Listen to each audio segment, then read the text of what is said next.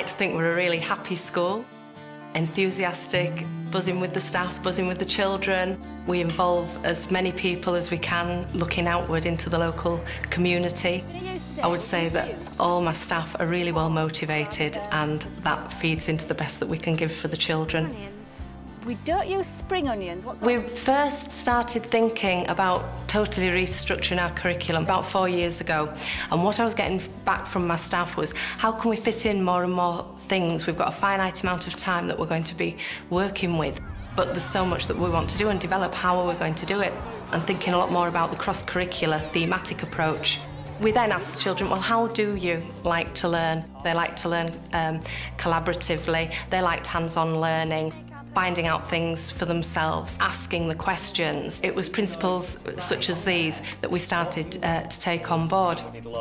We came up with 6 themes that we wanted the whole school to work through, which had come from all the stakeholders, and they are ourselves, our beliefs, our community, our nation, our world, and our futures. And we thought, yes, that would encompass everything that we want our children to learn. There's so much going on all the time. We've got a fantastic curriculum going on now, and it's just super, really nice to have skills-based curriculum where we can link so many of the subjects all together and deliver them in sort of blocks, or however we see fit, and the children, I think, get a lot more from their learning. From week? This week is our outdoors week, so there's a lot of involvement outside, and the different key stages have provided different activities for the children according to their specific needs, and listening to what the children want to do as well. We've got a Tai Chi lady coming in, and then we're going to introduce a mantle of the expert for the children.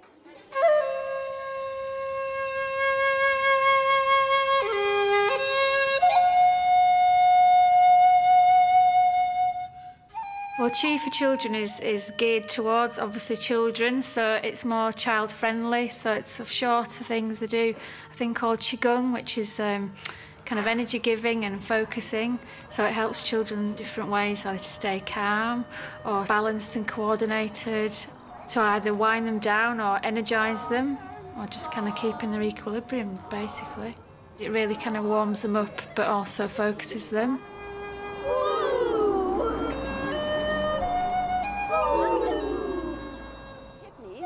With Tai Chi, you can kind of introduce it in a fun level, so they're into sort of the martial aspect of it as well. You can explain the martial background as well as the kind of theoretical side to it, and keeps their interest. OK, so let's try it all together. Finished playing with the dragon in the clouds. Taking all of your weight onto your right foot. Point the left hand and toe to the gate. Take all your weight onto the left foot. In one session, they asked me a lot of the time, can we do some more? So it's obviously working.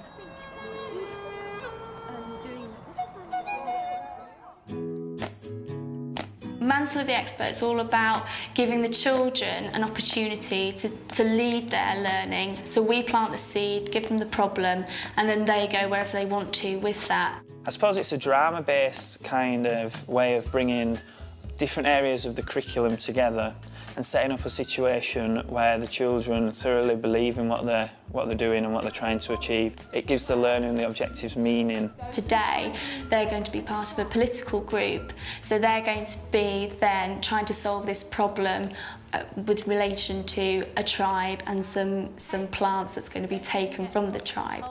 Let alone serious illnesses. I've been studying a tribe called the Minnow tribe. The tribe themselves are very, very healthy people. I found out that these people rarely suffer from illnesses. Now, during my studies and time with the people, I realised that there was something very different that these people did, and that is they daily use this flower as part of their diet. Since my report came out, the Ministry of Medicines, which is a very large pharmaceutical company, have been trying to get their hands on this plant.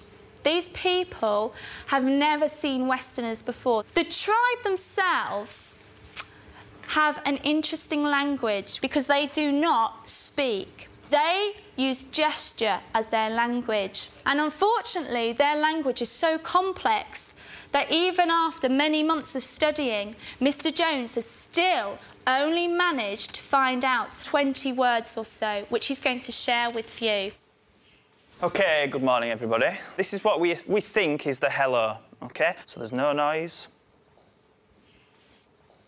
We think this is yes, and your right arm simply comes from your front and goes up to the top. If you see this at any time, we assume it means they're very angry. And what they did was they put their arms up, OK? It was tongues out, and they started going, ah, and stamping the feet at the same time. Ah. I really need you to learn this language the best you can.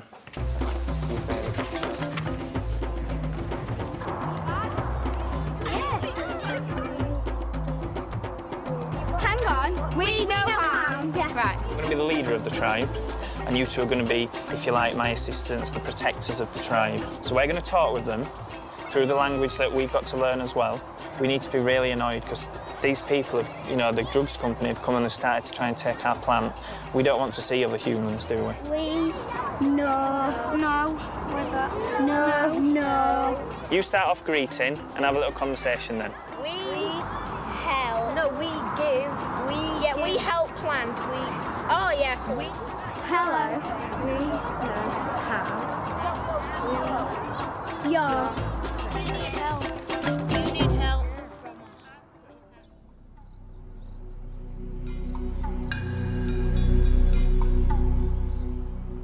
us. Just giving a snapshot of them being able to put themselves in other people's shoes and actually think about other people from other places and opinions of other people is a difficult thing to teach. So it's fantastic to be able to give them opportunities whereby they can experience it for themselves, because that is the best form of learning. They were all engaged thoroughly in that, and there was no kind of silliness or giggling along the way. They were really focused, and it became important to them.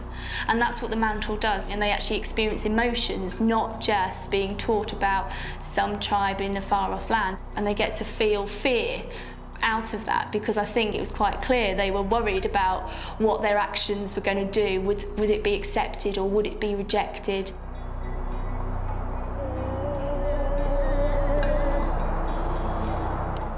They're all thinking, how can we get that flower? How can we negotiate? And that's fantastic to be able to do that and make it seem so real.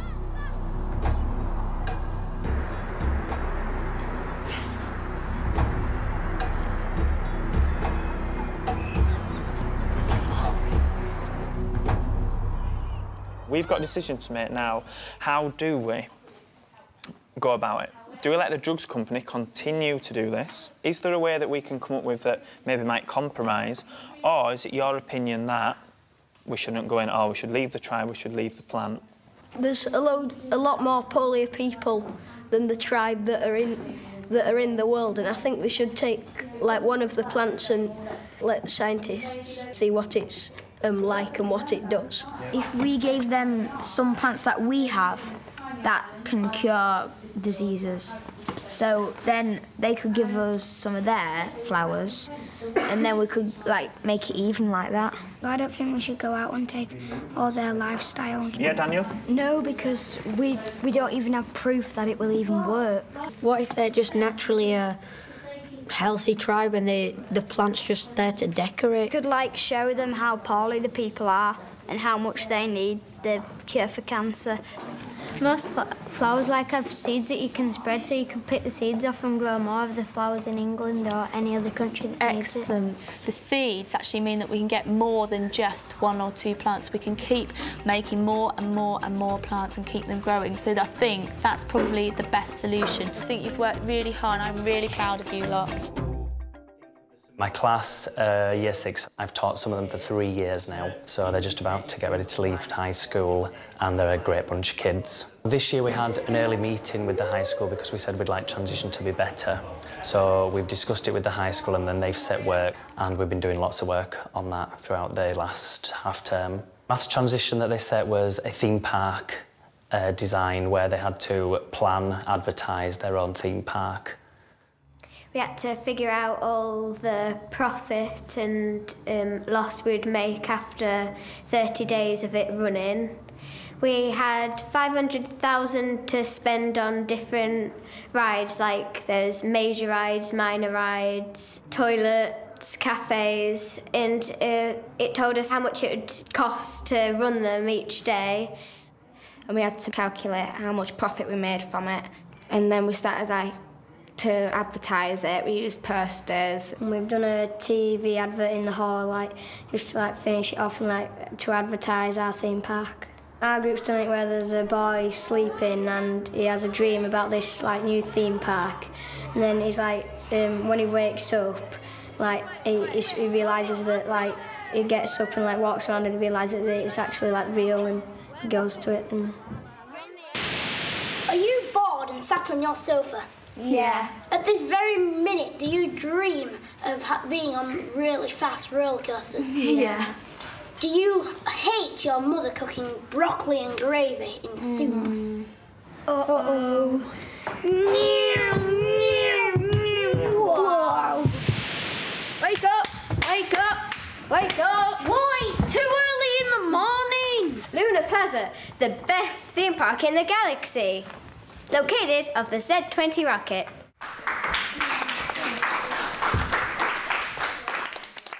I want them leaving with enthusiasm, with positive attitude and outlook on life, the fact that they can make a difference if they try really hard. And they see challenge as a good thing. They always think positively.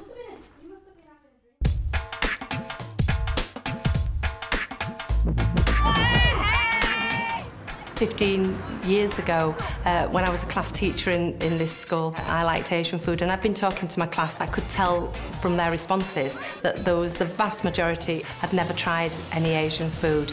And I said, should we all go to a restaurant together? They had a fantastic time, and the learning that took place and the enthusiasm that the children showed. And when they came back, it had been one of the highlights of their year. So it's become a tradition at St James's. Just fits in so well with what we're trying to help the children to achieve and experience. Well, I like the meals, but then I like socialising with my friends, and it's just really good for a Year 6 last meal. This is the first time I've been to a restaurant and had curry, but I've had curry at home before. It's really nice. I like it because I'm with my friends. Sauce as well, man. I really liked it, and it was really great being with my friends, and the food was really spicy and lovely. For most of these children, they've been together in this primary school for 7 years, and it's a big thing for them to be moving on to high school. It's a lovely way to celebrate, but ready to move on to the challenges and excitement of the high school.